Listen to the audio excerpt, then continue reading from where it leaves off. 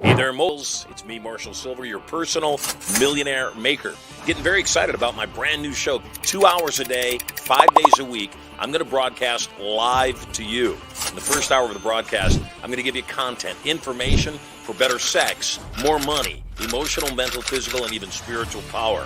I'll also invite some of my cool multi-millionaire and billionaire friends onto the show to give you more direction, more advice, more strategies and gambits for having it all.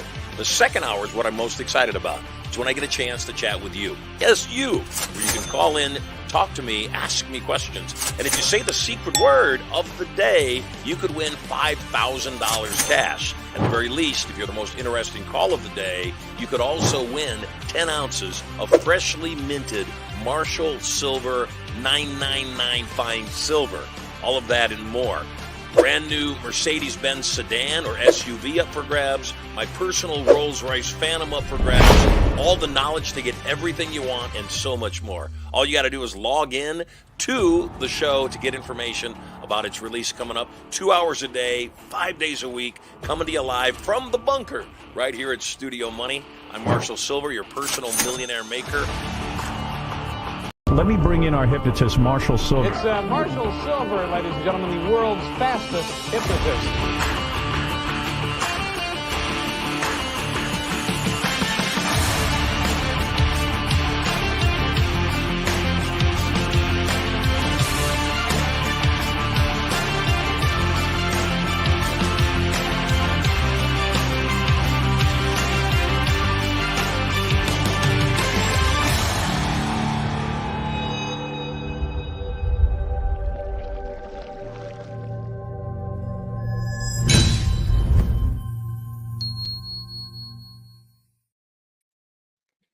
Hey there, friends. Welcome home on this glorious day filled with love, health, opportunity, and potential. What an awesome day it is. I'm feeling really good, getting kind of excited. I spent yesterday at a friend's ranch in Temecula, and he showed my kids all sorts of really cool animals from water buffaloes and camels to zorses, which is a half horse, half a zebra, emus, ostriches, you name it. The animals were there. It was pretty remarkable. Kids had a great time. I'm also excited because this week is a transformational week for me. If you've been paying attention and watching the live stream, you know that I am about to go get stem cell surgery on my knees.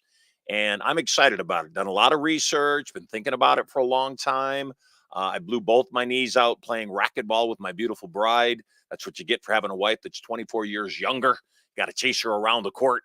And I'm excited to get back to playing racquetball again. So a lot of research been done on stem cell surgeries. It's controversial for some people, but I've had a lot of friends that have had tremendous results. So this week, yes, I am leaning toward health. And I am talking to some of the best people in the world at helping you become healthy. Now, one of the things that I'm massively impressed with is women in general, but women specifically that give birth. My beautiful wife, of course, has given birth to our three amazing children, Sterling, Maximus, and Prosperity. And yet she still is ridiculously fit. In fact, when my wife gave birth to our children, a week later, she was back at her pre-pregnancy birth on all of them. Just remarkable. She's unique. Not everybody has it so easy. Lord knows I was commenting yesterday that my wife easily eats twice to three times as much as I eat at every single meal. She's slender and sexy, and I'm man-sized. I'm larger than she is. And so it's always remarkable. So I like bringing on guests that help to teach other people that want similar results how to produce those similar results. Today is no exception at all. Today, we have a remarkable guest. Angie Lyngso is on here today because she's the fitness guru who's been transforming the lives of busy moms everywhere. With a heart as big as her passion for wellness, Angie knows exactly how challenging it can be to juggle motherhood with personal health and fitness goals. That's why she's dedicated to crafting realistic, fun, and empowering fitness solutions specifically for moms on the go. In this episode of Marshall Sylver Live, Angie's going to share her personal journey into fitness, the joy of supporting moms to find their strength, and her top tips for weaving wellness into the fabric of busy family life. So, whether you're a mom looking to kickstart your fitness journey, searching for inspiration to keep moving forward, or just curious about how to balance it all, Angie's approach to fitness for busy moms is a breath of fresh air. She's all about making fitness accessible, enjoyable, and a source of empowerment for moms everywhere. Please, with a nice big Marshall Sylver welcome in the chat, welcome Angie Lyngso to the show. Welcome home. Well, Marshall, thank you for that introduction. That was You are very welcome. very warm and welcoming. I appreciate it. I'm really excited to be here with you. Well, I'm thrilled to have you here. I'm grateful that you decided to come on the show. So, for those that don't know you, first and foremost, where are you calling in from? A small town called Dripping Springs in Texas, and that is right outside of Austin in the Hill Country. So, I love it. I love Texas. You know, yeah. when all the scamdemic and all the insanity was going on, Texas was one of the major focuses of where we were looking to move. So, I love Texas. We found a place in a place called Flower Mound. Well, Uh, that sounds nice too. Yeah, it was nice. So, at any rate, tell us about your backstory. Tell us what you want the audience to know before we dig into the conversation. Okay, how far back do you want me to go? It's kind of funny. We'll start with this that I'm in health and fitness because I grew up an athlete, always an athlete, and then fast forward to college, and I had played year-round soccer from the time I was 6 years old. And so things were just easy back then. You highly active, you could eat whatever you want. Didn't really have much knowledge, just moved my body a lot. And then you get to college, to the land of freedom, and things start to change a What do little they call bit. them? The freshman 40? It seemed like that, right? And, it was funny. Mine didn't end up being till, like, the senior 30, and then all of a sudden, I got to graduation, and I always was a positive, bubbly, confident person. But as I was graduating, I didn't really recognize the person that I was, and I got into the beginning of trying to interview for jobs in marketing because I graduated with a degree in marketing and a minor in psychology, and I found it to be impossible. I just would walk into every single interview being fixated on my physical body, having worried that people would perceive me a certain way. I found myself, once a social being, hiding and isolating because I didn't know how to be in this new body, and it was all consuming, and I didn't know from that point like how I would actually get back to myself.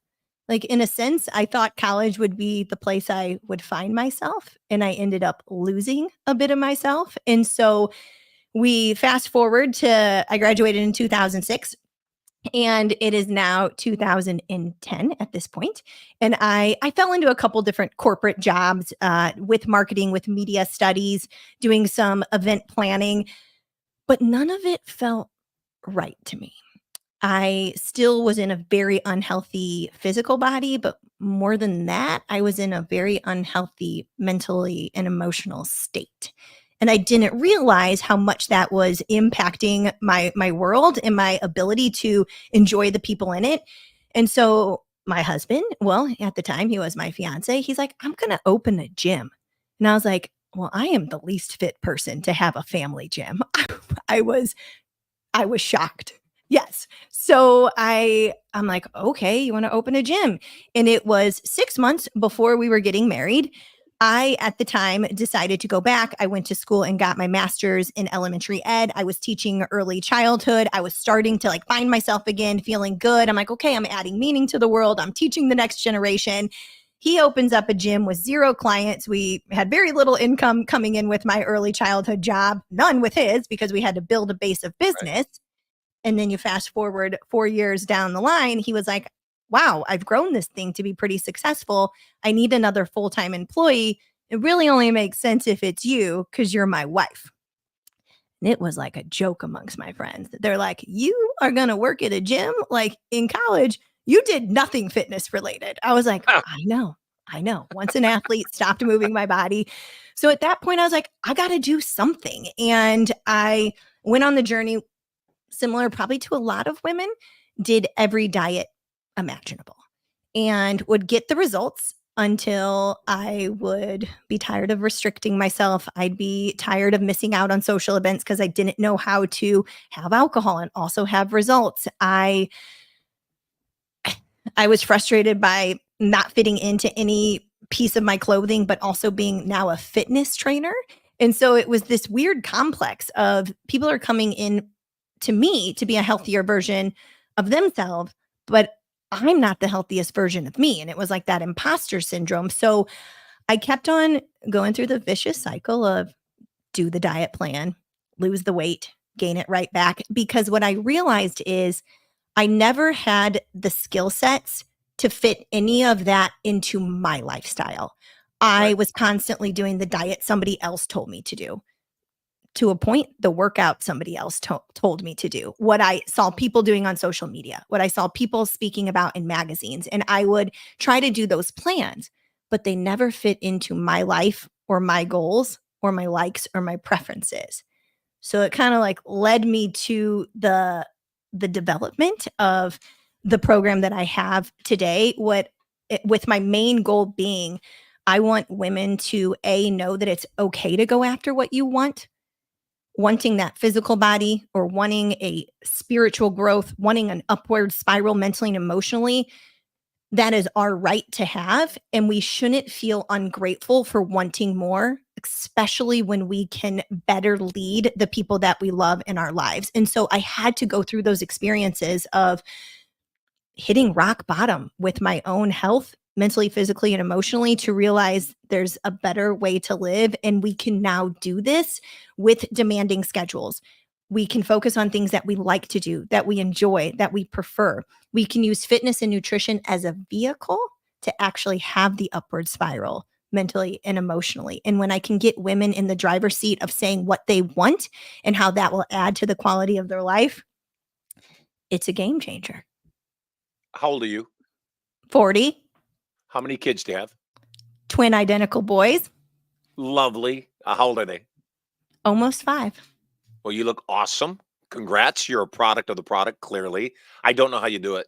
I don't know how women do it in general. I don't understand because I'm a man, I guess. I don't understand. Number one, all three of my babies were born at home in the bathtub via hypnosis. And so I got to see the miracle of birth that close. And a woman's body is singly, in my opinion, the most miraculous creation God ever made. And and again, across all breeds, I guess, the female form is just remarkable. And then I thought that was amazing. Now I watch my wife with basically 3 full-time jobs, taking care of 3 other human beings, and I don't know how she does it. I definitely don't know how women that don't have a primary breadwinner that gives them at least a little bit of freedom. I don't know how working moms operate. It's amazing to me. So couple that with the idea, not only do I have to take care of kids, I also have to work and provide for the family. And then what about time for me? And I Mhm. think that that's the biggest challenge. Again, I've got boatloads of time. And I'm battling with my knees right now and the things that I've got to deal with to get back to my level of fitness that I'm used to living at. And I know how hard that is with me. I'm not even the primary caregiver of our children. So let's start with that and first of all give kudos where kudos are due to any mom out there that's working to create balance in their lives. How how do how does somebody that's just massively overwhelmed, how does a woman that doesn't have the time to think about her health, how does she get to the place where she realizes she must?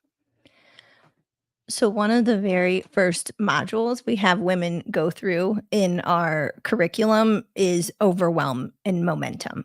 So, how do we take overwhelm and we look at it from a bird's eye view without judgment? And we say, what in our life is causing overwhelm? What is in our control and what is out of our control? And what can we let go of that's out of our control first? And then get to a point where this is what health means to me. And this is how it adds to the quality of my life. And if I was to focus on that and I figure out small ways to stay in alignment with that, can quickly get into momentum. And what feels like overwhelm actually starts to somewhat diminish because we no longer feel like we're in the weeds. We actually have a game plan based on like what the first question we ask every professional mom that comes into our world is, what do you want? And then we reverse engineer it based on how much time do you have? Because we want to make sure it fits seamlessly into their life. We don't want to add another thing to their plate that they're not excited or want to actually look forward to doing. And so we look at overwhelm as like it is just a part of being a professional mom, and health, though, at the center. If we can get them to truly understand that if you are your healthiest self, everyone wins. And right now, at the state that you're in overwhelm, no one is winning. And so if we can reverse engineer and we can flip it a little bit and be like, what are the 1 to 2 things? Not the everything that you hear that you have to do to be fit. The 1 to 2 things we can make traction on, they can slowly start to pull themselves out of overwhelm and see by taking charge of 1 to 2 things that are in their control, how they can also start to control their world around them and the ripple effect it has not only in their career, but most importantly, their family. Because I don't know how your wife feels about this, but like we believe that the woman is the center of the home. And when she is off, everyone is off. So We agree. When mama's not happy, ain't nobody gonna be happy. That is for sure. right. And so, for me, it is about giving her an environment to thrive because she just makes my life easier. I had a nightmare last night, and it's one I've had more than once, and it's got nothing to do with my wife. It's just weird stuff from my subconscious mind. And I'm gonna be vulnerable right now and share this with you. Uh, my wife is 24 years younger than me. I'm a really good hypnotist. And my dream was that she was going through a midlife crisis. We have the most amazing life. She's the perfect wife, best decision I ever made. I have no reason to dream about this or even think about this, yet it's a dream. It was in my brain and it's happened more than once. And she's going through a midlife crisis and she starts massively flirting with other people, which is not her character. And so in my dream last night, I wake up in my dream and she's beside me, but she's got a New Year's Eve hat on and New Year's Eve, lays around her neck and beads. And I said, "Why are you wearing that?" She said, "Oh, when you went to sleep, I went to the New Year's Eve party." And I said, Wouldn't it have been better to wake me up so I knew where you were?" And then a little later in the dream, she's talking with the pool boy and flirting with him big time. And I just shrugged my shoulders. And then when she comes in, I said, "Do you think that was an appropriate behavior from you as my wife or the mother of our kids?" "Oh, don't think anything about it. I was just talking to him." And I'm thinking in my brain, in my dream, you're just insecure, which she shouldn't be. And then in the next portion of my dream, she's flat out hitting on these two young guys. And I walked up and I said, "Can I talk to you for a second?" And she says, "No, I'm busy." And I said, "Okay, then I'll talk now. You have 5 seconds to walk away from this conversation and be the mother and wife that I know you are, or I'm leaving you. Stop this nonsense, whatever's going on." And then I wake up and I'm telling my wife this morning about the dream. She said, "So that's a good answer on your part." I said, What I would do. It's exactly what I would do. Except I think that, again, I know at level 62 that I'm entering this year and on my birthday, as time goes by, of course, we still want to know we're worthy. We still want to know we're lovable. Men or women, especially women, I would guess, want to know they're sexy still. And obviously, sexy is a mindset. It's not a body shape, it's a mindset. And that sexy mindset is what makes us want to be fit. I want my wife to have a healthy husband. I want my children to have good examples of what health is. So, what do you do when someone's just massively stuck and they've given up and they've said, forget about it. I realize I'm not going to be sexy. I'm settled in to be a wife and a mom, and that's just how it's going to be. How do you really get out? Because you moved off of that, clearly. You said, my husband, and I believe, and I bet you probably think the same thing. Your husband bought the gym to inspire you. He opened the gym to inspire you because he loves his wife so much. And honestly, I mean, I don't want to toot my own horn, but he's pretty impressed with me now. He's like, I don't As he understand. should be. Right. Because I didn't mention this, but we had that brick and mortar gym in Chicago for 10 years. COVID hit and we had to basically walk away with nothing. And so we decided to close our doors. And that's when we moved 2 18-month-olds across the country. My mom at the time was in the last 6 months of a disease. We had like the hospice timeline. She passed 6 months after that. We closed our gym doors, walked away with only our equipment. And he has watched me go from zero. We call it like building back from zero, where I was like, I'm going all in on a women's program. I was like, I know that women deserve to feel like the healthiest them. And if we can get them to that place, like I can do way more than I could do in a brick and mortar gym. And I've had thousands of women go through this program. But what I've realized is I have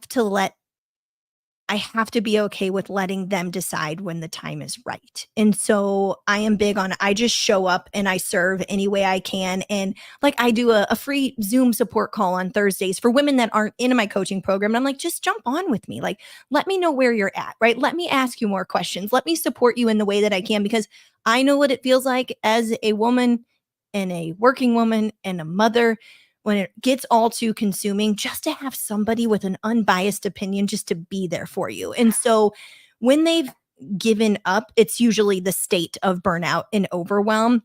And I think personally, because I've coached a lot of women through it, it's lack of clarity.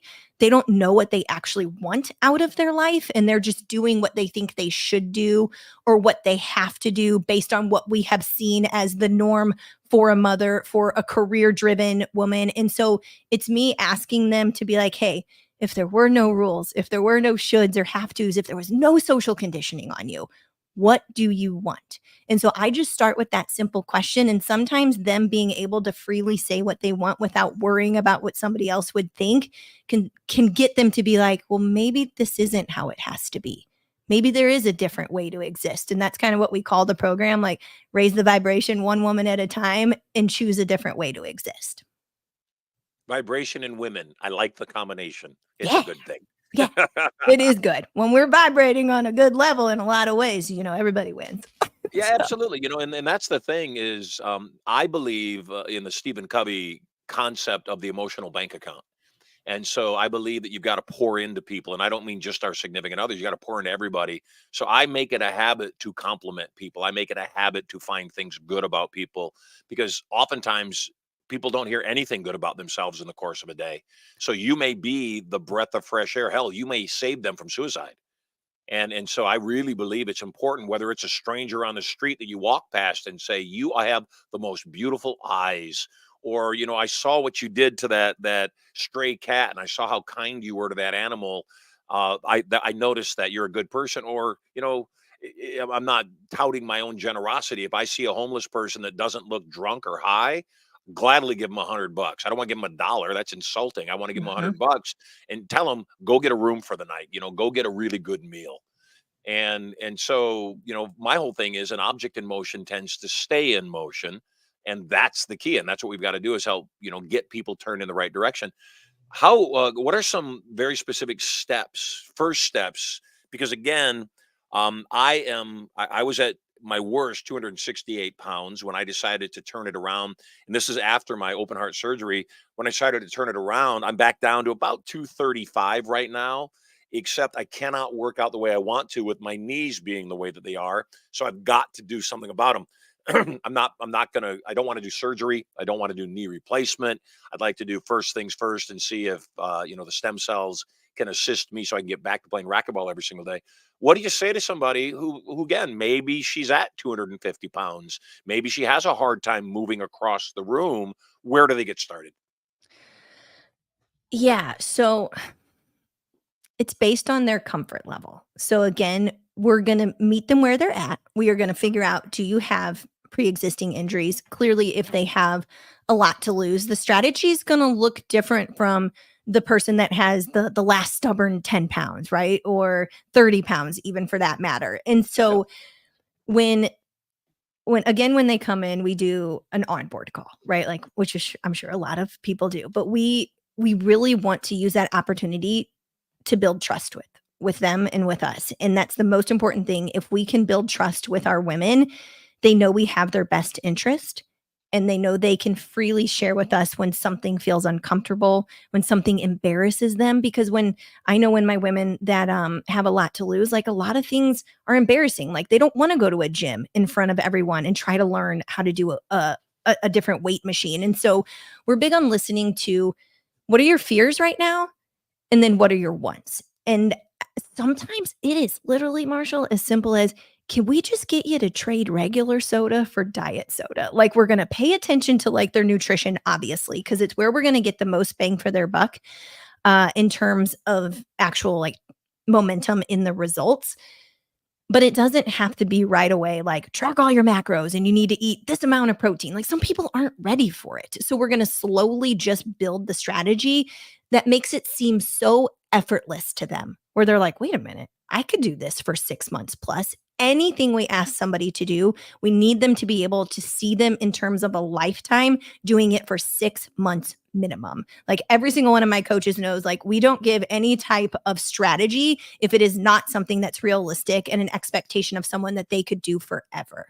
So for that instance, water readily accessible. We can have so many wins on them drinking water. Being aware of the amount of food, we can start building that awareness and have them getting into the process of tracking and seeing how much it is they're consuming. Not even ask them to change it, just to become aware of it. And then become aware of the patterns of, I find myself maybe doing some binge eating at this hour. Like, for what reason? What event happened that caused this emotion and this thought with the action of binge eating? So it's more bringing awareness literally in their first like sometimes 2 to 3 months, and then slowly building up things that are easy to do. So for you, for a knee, like my first thing would be, can I get you walking? But you just said you have an injury, right? So Right. if I have somebody who that impact of even walking is too much for them, maybe I can consider, can you do a stationary bike? Can you do an elliptical where it's less impact on them? But do something that makes them feel empowered, not something that brings them back to, I don't think I can do this mentality. I would agree. One of my core beliefs in all areas of our lives, it's not enough to learn something. You've got to become someone new. And so, as an example, at level 62, I'm just not into working out anymore. I'm not. When I was in my 40s and I was on stage headlining in Las Vegas, yeah, I'm lifting every single day. I'm doing 2 workout sessions every day because it was part of my job and my being. Now, that's just not who I am now. I know that and I acknowledge that in my brain. But I love my wife and I love playing with my wife. And activities with her don't seem like work or effort at all because I'm with her. So playing racquetball doesn't seem like a workout to me, although it's a strong workout. And again, when I wake up in the morning and she says, "Hey, do you want to play racquetball?" I don't think, "Oh, I gotta pull myself out of bed and go, yeah, let's go play." So much fun. And I think that's the bigger challenge for people, even like on nutrition, is my wife is extremely fit, so she nudges me constantly to eat better and make better food choices. And you start to like those better food choices.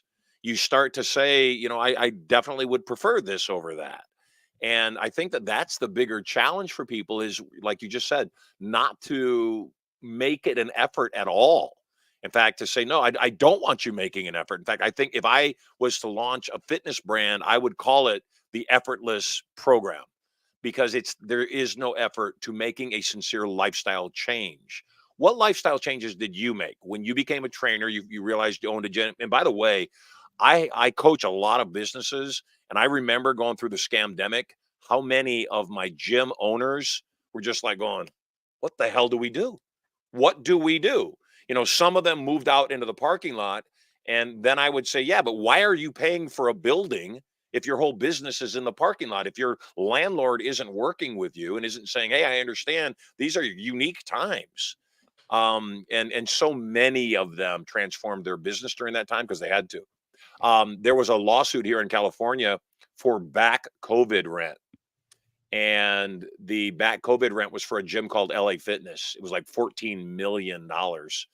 And the courts ruled in favor of the landlords and said the landlord owes their tenant a building.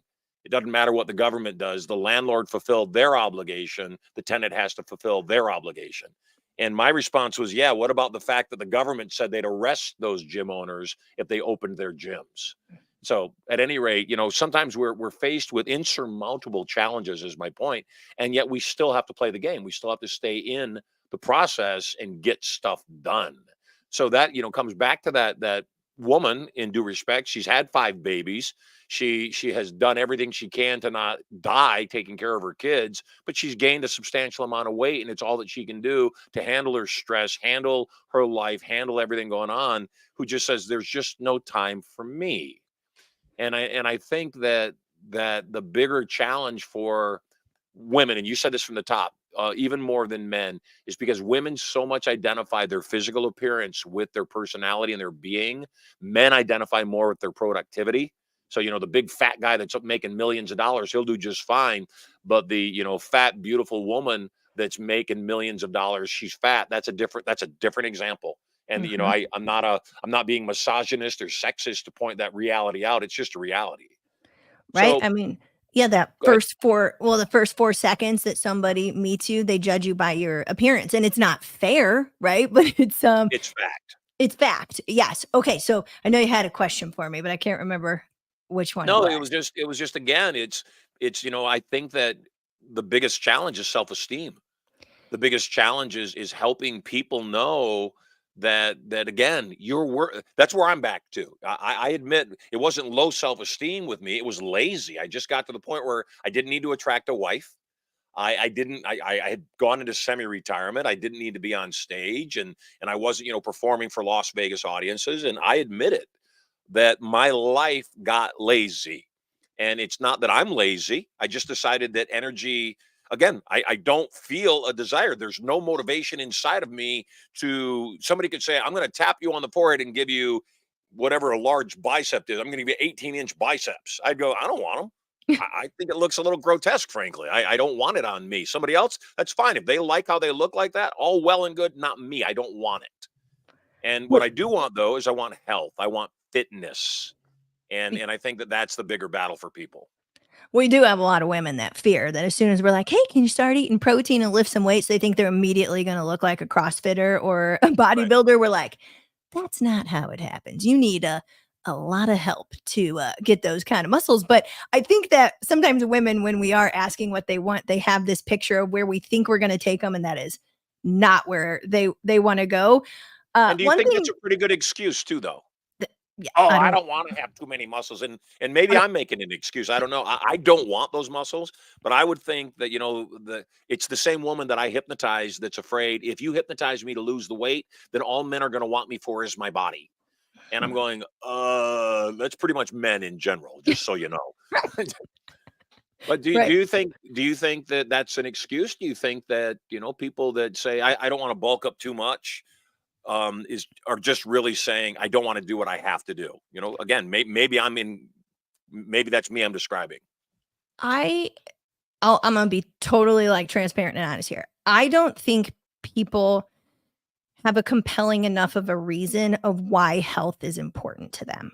What I have found through having as many women that I've had come through this program, and I ask them, like, what health means to them, and I'd kinda be curious to hear what you had to say, but it is very much either their BMI, their blood markers. Do they have high blood pressure? Are they at risk for heart disease? And I see health very different. And so when I can talk to my women about this and I can just ask questions and get curious, I I see the food that we eat, the way that we move our body, and the way that we think are the only 3 things that we truly own, that we truly get to decide, and we have the free agency to choose what we do with those.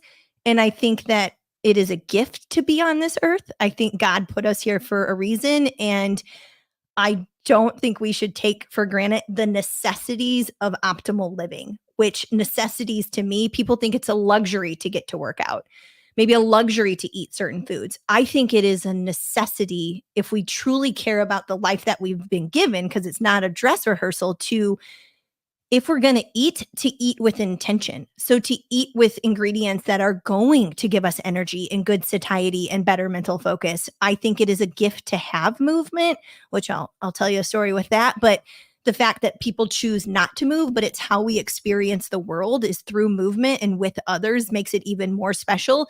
But for people to not realize, like, if we moved more, we could move from surviving to thriving.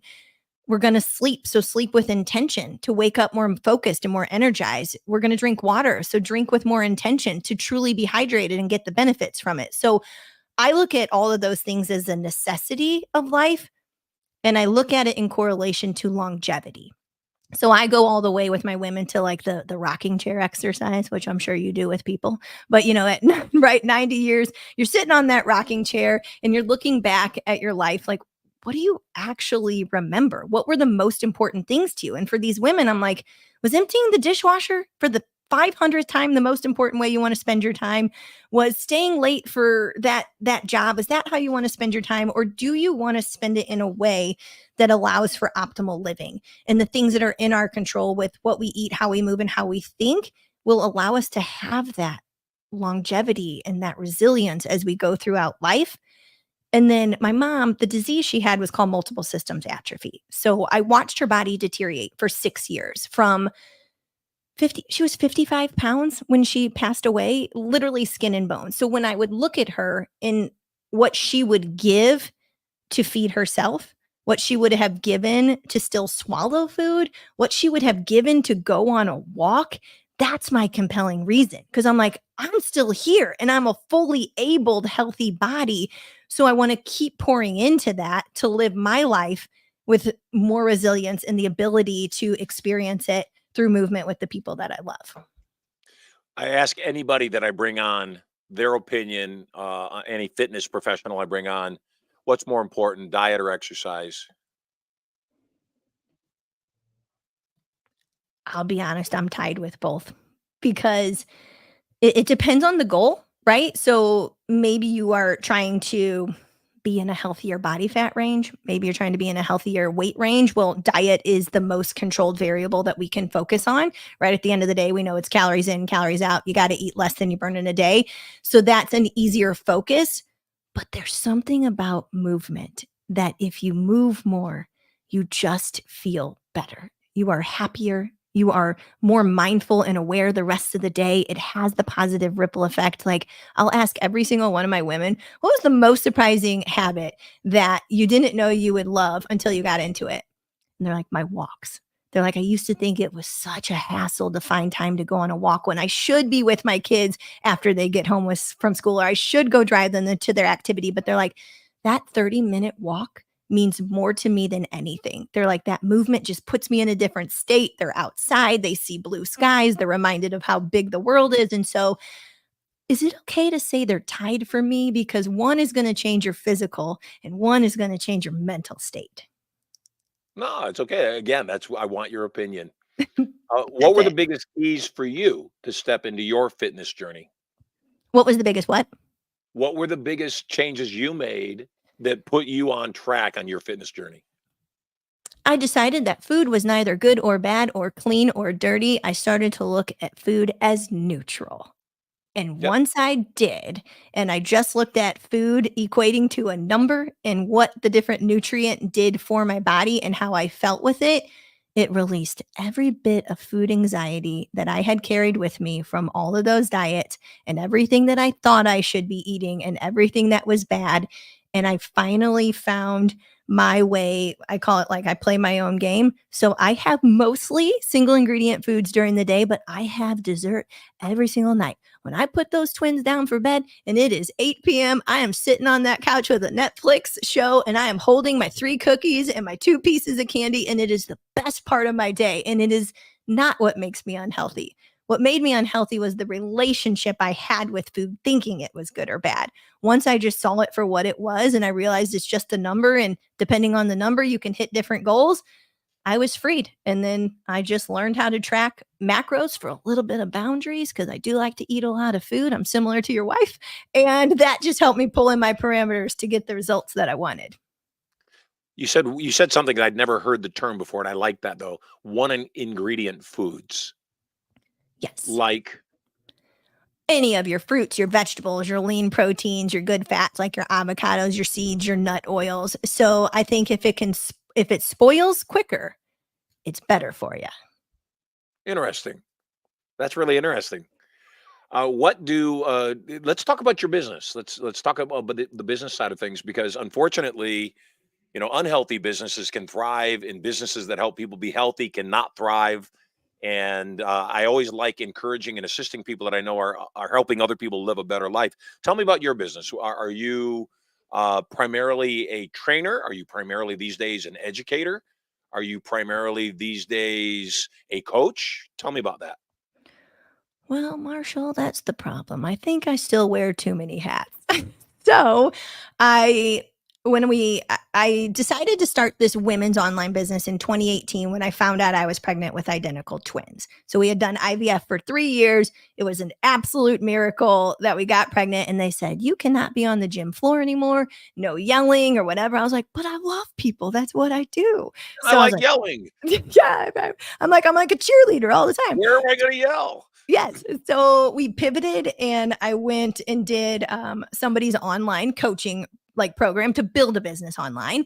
Started in November of 2018, built out everything from ground zero. I had no idea what I was doing, but I know fitness and I knew nutrition. So I was like, well, I'll go for it.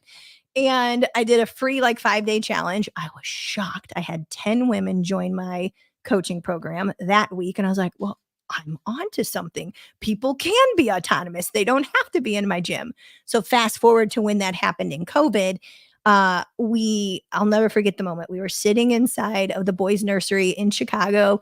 And I looked at my husband and I was like, it's time to go all in online. I was like, we've got to let go of the gym. And he started the gym. And so that was really close to him. And that was really hard to figure out how he would find his new identity, not being that person anymore. But he was like, I believe in you and I believe in us. And so we went all in. We shut down all of our memberships because we were still doing Zoom workouts. We refunded everyone that had paid us for a year online. And then we invited everybody to join us. So in a matter of August of 2020, it started to happen really quickly. We invited everybody to join my women's program who wanted to go in online with us. And we probably went from my 15 at the time because I still had it, but I was back at the gym. And I currently have in any given day over 250 to 300 women inside of the program. So I was doing coaching, I was doing all of our strategy sales calls, I do all the marketing, but all of a sudden in 2022, we had quadrupled what we ever made at the gym. And it was like, whoa, but I was in overwhelm. And I knew it because physically my body was giving out on me. I felt like I was pulling myself through sand. I physically couldn't walk. I had terrible stomach pains. So again, you learn your own lessons. You're more equipped to help women get through it. And so at that moment, there was myself, my husband, we had hired another fitness coach and another nutrition coach. So that was 4 people. From 2021 till right now, I have 12 team members. So I do have other women that help me coach. I still lead our group cohorts because I still want to have a pulse on what's going on. Like, I love working with the clients. There is nothing more fulfilling to me than watching them have their breakthrough. And I want to be a part of it, but I know I have to protect my space as well because I still do. I'm the full-time marketer. I have 2 salespeople. I have somebody that helps with social media. So I still wear a lot of hats, but I love what I do. And I can recognize now if I'm taking on too much, but I will say for the next evolution of what I want, I'm going to have to let go of some things. And I know that. Scalable and saleable. That is the formula. Yeah. So what is it you sell?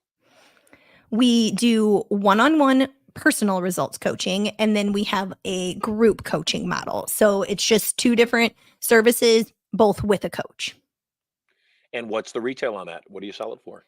So our one-on-one is 16 weeks and that's 3,500, and then our 12-week cohort is 2,000. You said that's 12 weeks? Yeah, the 12-week one. And how many people in your program? Currently right now, like 235. Lovely. Yeah. And is that all women, or do you have men that also come and utilize your services? So my husband has his wing, which is called metaphysique. So the men are separate from the women. We That is blended very them cool. for a while, and then we realized this doesn't work because we're encouraging women to look at vulnerability as a superpower, but they wouldn't be as vulnerable when men were inside the group. And we just think different, right? We're feelings based people, us women, and we need a place to feel, but also to work through it. So he has the men's wing. I like it. Where are you going forward? What do you see in the future? Do you do live events or? We do. Yep. We do 2 a year. That is more what I want to get into because there's nothing more special to me than being in the same room with someone. And so I love teaching nutrition. I love teaching fitness, but I love more than anything being with women and watching them find themselves again. And I know that's my special gift is when I'm around people, I can somehow pull stuff out of them that they didn't know existed, and they feel comfortable enough to share. So live events, more of them on a very large scale is what I'd like to get to.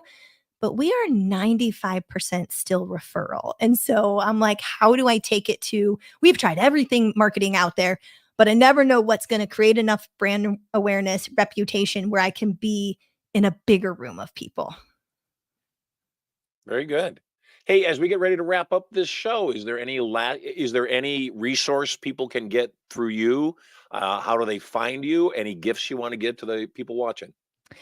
Yeah, I would love to do that. So I am on Instagram and Facebook mostly, and we do have a podcast. So Angie.Lyngso is my Instagram. If you go there, that'll lead you to everything else. But where a lot of women are hanging out is in my Mom Strong free community group on Facebook. And the link is right on my Instagram page.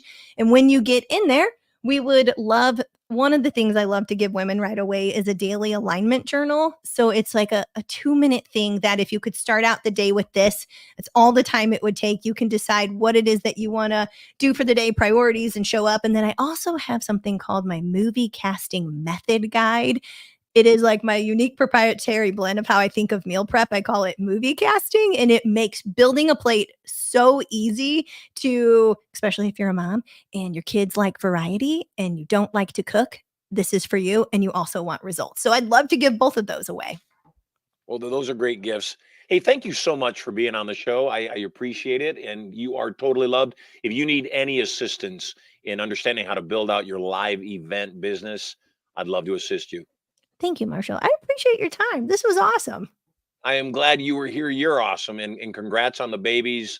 Congrats on the awesome relationship. And thank you for all you do for all the people you do it for. Thank you. And thank you for you. You bet. Take care. We have the greatest guests here on the show. So glad to have you with us. We're making some format changes here at Marshall Sylver Live. Some great things going on that will benefit you long term. So in the meantime, every single day, we're going to keep bringing you new guests, new interviews, and new things to learn all about. And very soon we'll come back to start giving away some cash and some additional silver bars. So thanks so much for being with me today. You're totally loved. God bless. See you on the next show. Hey there, moguls. It's me, Marshall Sylver, your personal millionaire maker. Getting very excited about my brand new show coming up 2 hours a day, 5 days a week. I'm going to broadcast live to you. I'm going to give you content, information, emotional, mental, physical, and even spiritual power. I'll also invite some of my cool multi-millionaire and billionaire friends onto the show to give you more direction, more advice for having it all. All the knowledge to get everything you want and so much more. All you got to do is log in to the show to get information coming to you live from the bunker right here at Studio Money. So stay tuned.